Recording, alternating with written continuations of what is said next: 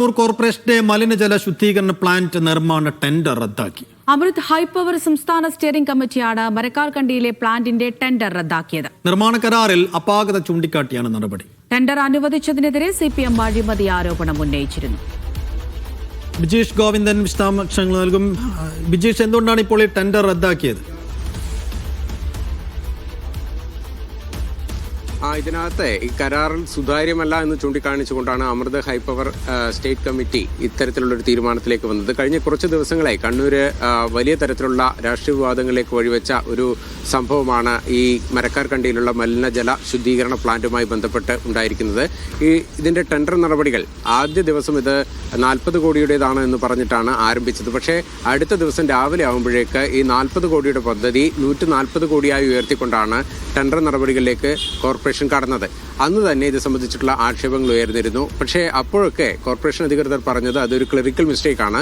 ഒരു ഉദ്യോഗസ്ഥന് വന്ന സാങ്കേതികമായിട്ട് വന്ന ചില പിഴവുകളുടെ പുറത്താണ് ഇത്തരത്തിലുള്ള കുറവ് ആദ്യം രേഖപ്പെടുത്തേണ്ടി വന്നത്. പിന്നീട് അത് തിരുത്തി മേലുദ്യോഗസ്ഥൻ അത് തിരുത്തി മാറ്റുകയാണ് ഉണ്ടായത്. രാഷ്ട്രീയക്കാർക്ക് ഇതിനകത്ത് ഇടപെട്ടിട്ടില്ല എന്നുള്ളതാണ് കോർപ്പറേഷൻ അധികൃതരുടെ വാദം. പക്ഷേ ഇതിനകത്ത് ഈ ടെൻഡർ നടപടികൾ തുടർന്നുള്ള കാര്യങ്ങൾ, അതായത് ഒരു കമ്പനിയെ തിരഞ്ഞെടുക്കുന്നതിലേക്ക് വന്ന നിബന്ധനകൾ മാറ്റിയത് ഉൾപ്പെടെയുള്ള കാര്യങ്ങളിൽ വലിയ തരത്തിലുള്ള അഴിമതി ആരോപണങ്ങൾ പിന്നീട് CPMന്റെ ഭാഗത്തുനിന്ന് ഉന്നയിക്കുകയുണ്ടായി. ഹൈദരാബാദിലുള്ള ഒരു ജോയിന്റ് വെഞ്ചർ കമ്പനിക്കാണ് നിലവിൽ ടെൻഡർ അനുവദിച്ചുകൊണ്ടുള്ള തീരുമാനം വന്നത്. അത് കഴിഞ്ഞ് ഈ ടെൻഡർ തുടർ നടപടികളിലേക്കും കോർപ്പറേഷൻ നടപടികൾ സ്വീകരിക്കുന്നതിനുള്ള നിർദ്ദേശവും നൽകിയിരുന്നു. പക്ഷേ ഇതിനൊന്നും സ്റ്റേറ്റ് ലെവൽ കമ്മിറ്റിയുടെ അനുമതി ലഭിക്കാതെയാണ് ഇത്തരത്തിലുള്ള കാര്യങ്ങളിലേക്ക് കോർപ്പറേഷനും അതുപോലെ തന്നെ ടെൻഡർ ലഭിച്ച കമ്പനിയും കടക്കാനിരിക്കുന്നതിനിടെയാണ് ഇപ്പോൾ അമൃത് പവർ ഹൈപ്പവർ കമ്മിറ്റി അത് സംസ്ഥാന തലത്തിലുള്ള ഈ സമിതി ചേരുകയും ടെൻഡർ നടപടികൾ സുതാര്യമല്ലെന്ന് ചൂണ്ടിക്കാണിച്ചുകൊണ്ട് ടെൻഡറിന്റെ അനുവദിച്ച കാര്യങ്ങൾ റദ്ദാക്കിയാനുള്ള തീരുമാനം എടുക്കുകയും ചെയ്തിരിക്കുന്നത്. കണ്ണൂർ കോർപ്പറേഷൻ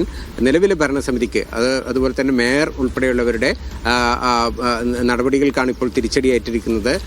വരുന്ന തെരഞ്ഞെടുപ്പ് പ്രഖ്യാപിക്കാനിരിക്കുന്ന സാഹചര്യത്തിൽ ഈ ഹൈപ്പവർ കമ്മിറ്റിയുടെ തീരുമാനം വന്ന സാഹചര്യത്തിൽ അത് കണ്ണൂർ കോർപ്പറേഷന്റെ ഭരണസമിതിക്ക് വലിയ തരത്തിലുള്ള ഭീഷണിയാണ്, അല്ലെങ്കിൽ അവർക്ക് ഒരു തിരിച്ചടി എന്ന് തന്നെ നമുക്ക് വിലയിരുത്തേണ്ടി വരും ഈ ഹൈപ്പവർ കമ്മിറ്റിയുടെ തീരുമാനം. സൈഫു.